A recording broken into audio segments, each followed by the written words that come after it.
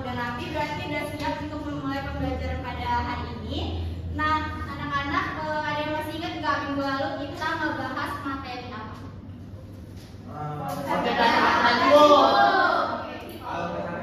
Kalau masih ingat semua, nah kita hari ini bakal melanjutin materi yaitu siklus akuntansi pada perusahaan jasa. Untuk mode pembelajaran pada hari ini itu pakai problem based learning atau PBL, dan metodenya itu ada diskusi, ceramah, dan tanya jawab.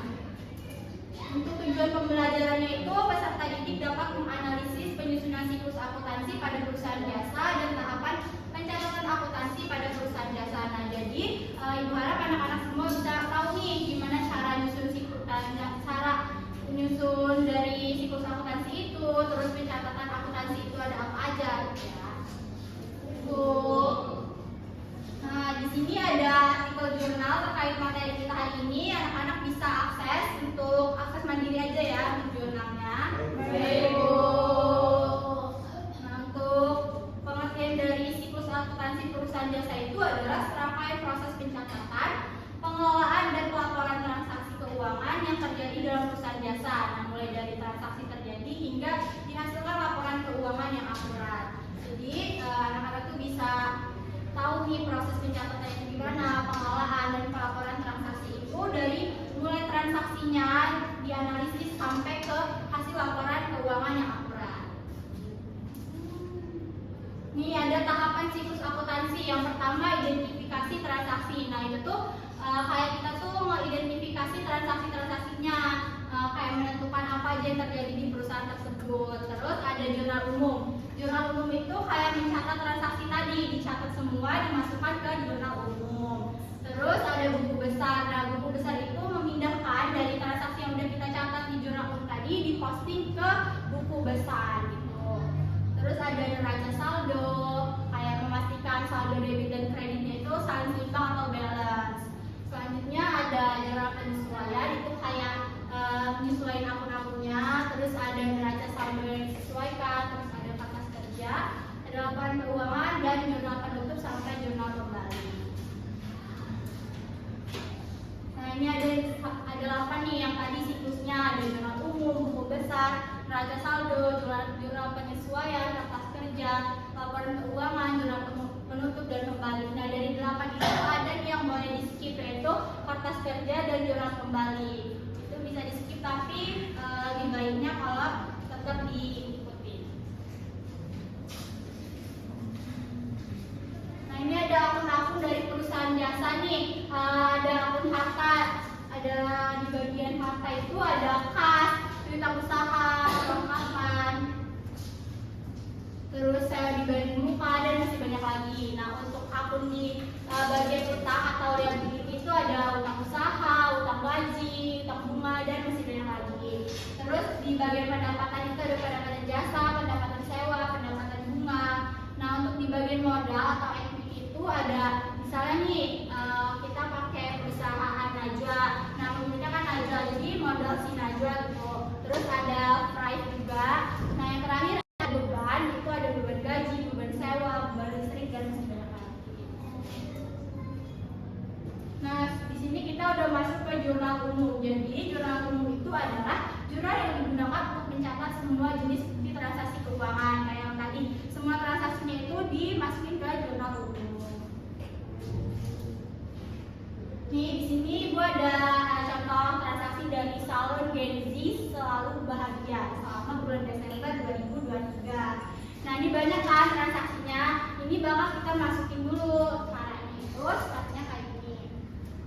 Nah, yang pertama transaksinya kan Zizi itu yang punya salon Gen Z tadi ya. Zizi sebagai pemilik itu menginvestasikan dana sebesar 50 juta sebagai modal awal salon. Nah, kita analisis nih. Berarti si Zizi ini investasi ke perusahaan dia kan, ke salon dia sebesar 50 juta.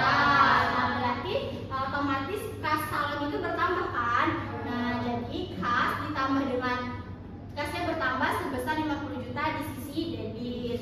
Selanjutnya modal Zizi juga bertambah 50 juta di sisi kredit. Tuh. Ya, Farah. Bagaimana sih cara tahu kita debit kreditnya itu? Cara nentuinnya. Nah, di sini nih sesuai jenis transaksinya. Misalnya harta tadi kan udah dijelaskan ya di awal, harta itu ada apa aja. Itu berarti kalau hartanya bertambah dia ada di sisi debit, dan kalau misalnya berkurang di sisi kredit. Nah, hutang juga gitu, kalau bertambah di kredit, kalau kurang di debit, modal dan seterusnya. Bisa langsung dibaca ya anak-anak. Nah, di sini nih kita masukin nih, tadi kan kas bertambah, berarti dia di sisi debit sebesar 50 juta dan modalnya juga di sisi kredit sebesar 50 juta. Sampai di sini ada yang mau ditanya lagi nggak?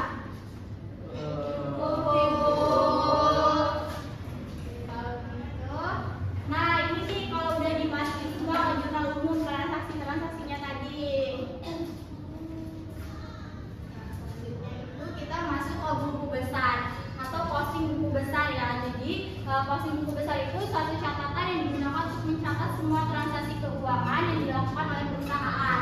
Nah, setelah tadi di jurnal umum itu kita posting ke buku besar. Untuk jenis-jenisnya itu ada 3, ada buku besar huruf T, seperti huruf T gini ya. Nah, selanjutnya itu ada buku besar 3 kolom. Nah, kenapa 3 kolom? Padahal kolomnya lebih dari 3 kan? Karena tapi yang dihitung itu debit, kredit, dan saldo. Nah, kalau yang 4 kolom kan debit, kredit, saldo, debit, kredit ya. Nah, yang sering dipakai itu di buku besar bersaldo 4 kolom. Oh gitu. Jadi 4 itu ya. Ya. Nah, ini contohnya yang di jurnal umum tadi kita posting ke buku besar. Nah, kayak langsung aja, kalau di jurnal umum kan ada 2 nih akunnya. Kalau di buku besar tuh 1 aja, kayak modal awal sebesar 50 juta di sisi debit gitu. Sampai di sini ada yang kurang jelas? Nah, kalau gitu, gimana kalau kita isi dulu? Mau nggak? Nah, jadi ice breaking-nya itu kalau ibu kan tadi udah jelas kan yang ini tadi. Nah, kalau ibu bilang harta, kalian kalau misalnya itu di sisi debit kalian duduk, kalau kredit kalian berdiri gitu. Paham? Oke, boleh berdiri semua. Jangan lihat ya. Oke, duduk, debit duduk, kredit berdiri. Oke. Modal. Modal itu debit atau kredit? Oh iya, modal bertambah. Nah, terus hutang berkurang.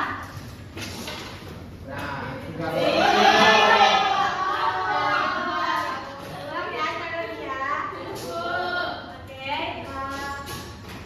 masih duduk. Pendapatan bertambah.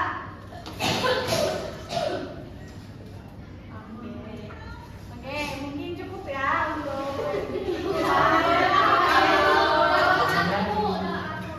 Nah, selanjutnya setelah ibu memaparkan materi tadi, di sini ibu bagi menjadi 3 kelompok per baris saja ya. Di kelompok 1, di kelompok 2, di kelompok 3. Kelompok 2 di sini. Ya. Nah, jadi di sini ibu kasih kasus itu isinya berbagai transaksi di perusahaan jasa. Anak-anak semua diminta untuk ada yang soalnya untuk mencari jurnal umum, terus ada yang dari jurnal umum posting ke buku besar.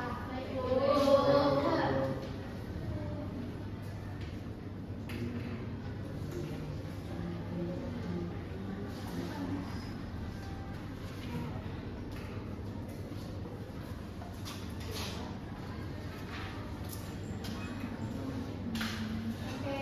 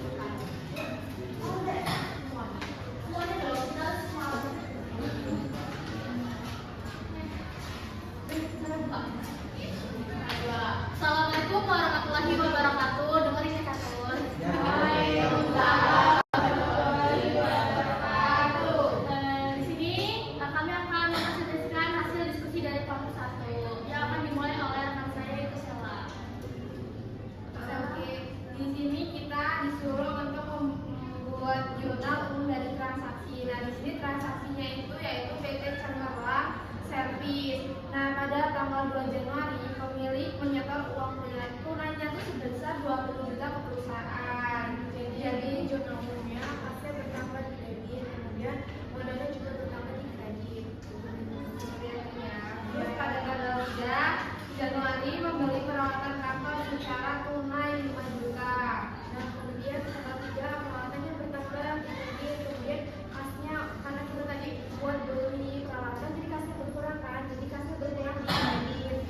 Oke, tanggal 5 Januari itu menerima pendapatan jasa sebesar 3 juta secara tunai. Karena tadi kita menerima pendapatan jadi kasnya bertambah kan, jadi di tanggal 5 ya, tanggal 5 ini kasnya bertambah sebesar 3 juta, kemudian pendapatan jasanya bertambah di kredit sebesar 3 juta. Oke, pada tanggal 8 Januari itu perusahaan itu membayar listrik dan air sebesar 500.000. Kemudian di tanggal 8 ini biaya listrik dan air ini bertambah di debit sebesar 500.000, kemudian kasnya berkurang di kredit sebesar 500.000. Oke, transaksi yang terakhir itu pada tanggal 10 Januari itu diterima pendapatan jasa secara kredit sebesar 4 juta. Jadi karena diterima jasa dari itu kan, jadi ini tentang usahanya di debit sebesar 4 juta, kemudian pendapatan jasanya di kredit sebesar 4 juta. Nah, itulah hasil dari diskusi kami tentang transaksi jurnal umum. Kami akhiri. Wassalamualaikum warahmatullahi wabarakatuh.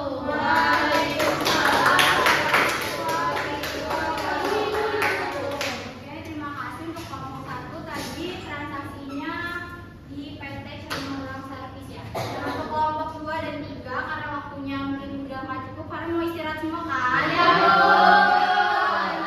minggu depan ya untuk kelompok 2 dan 3. Nah, anak-anak semua udah bisa nih ngerjain kelompoknya. Nah, sekarang itu untuk latihan mandiri ya. Baik, Ibu. Untuk latihan mandiri ini kalau misalnya waktunya nggak cukup juga, nggak boleh pulang. Karena hitung-hitungan ya, Ibu. Iya. Nanti kalian udah pusing kan? Oh iya, disimpan aja minggu depan. Ya.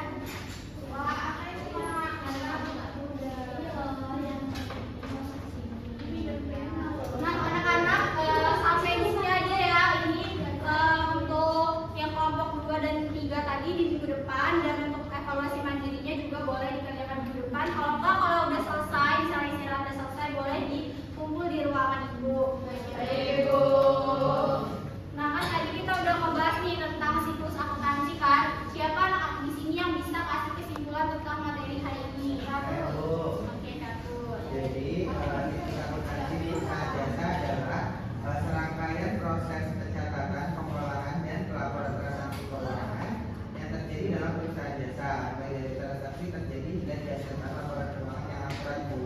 Terus tahapan yang ada itu ada transaksi jurnal umum, buku besar, data sampel, jurnal penyesuaian, kertas kerja, laporan keuangan, dan jurnal penutup. Oke, benar-benar banget yang dikatakan Catur tadi tentang materi kita hari ini. Nah, anak-anak, Ibu ingatkan sekali lagi tugasnya tadi ada lanjutin kelompok, terus ini evaluasi mandiri, dan untuk artikel tadi tolong dibaca ya. Oke, untuk ketua kelas boleh dipimpin doa. Ya. Iya.